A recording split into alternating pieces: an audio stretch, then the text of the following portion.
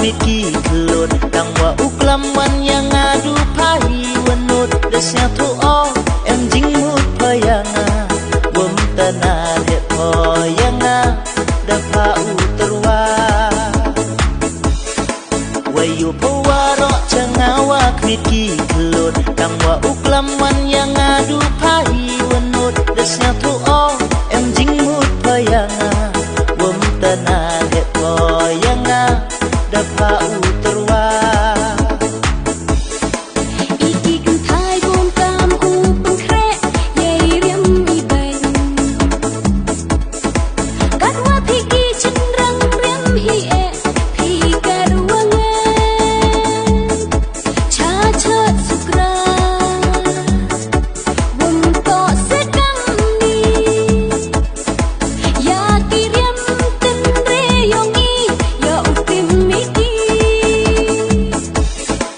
Kamun mendithik uriam dem tok di kami Kana yang ana du mentu yo tip aki Hewan wa per, hewan wa pela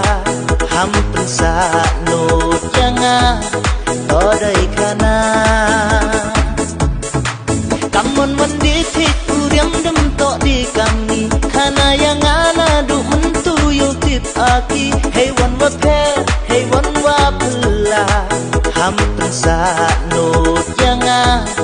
todai kana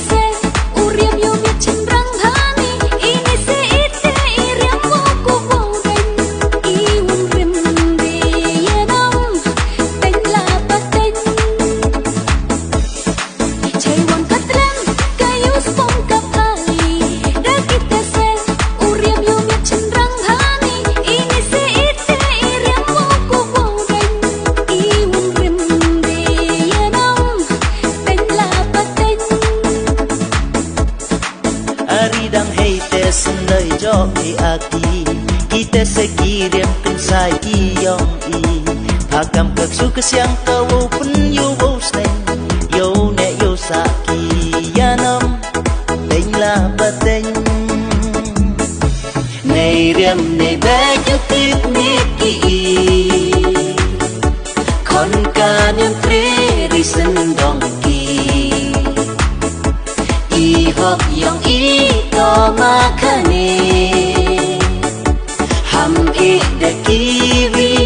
ye i ukam tre Nei riam nei baju pikniki i Kon kan yang tre risendong ki I hok yang i to makane Ham i de kiwi ye i ukam tre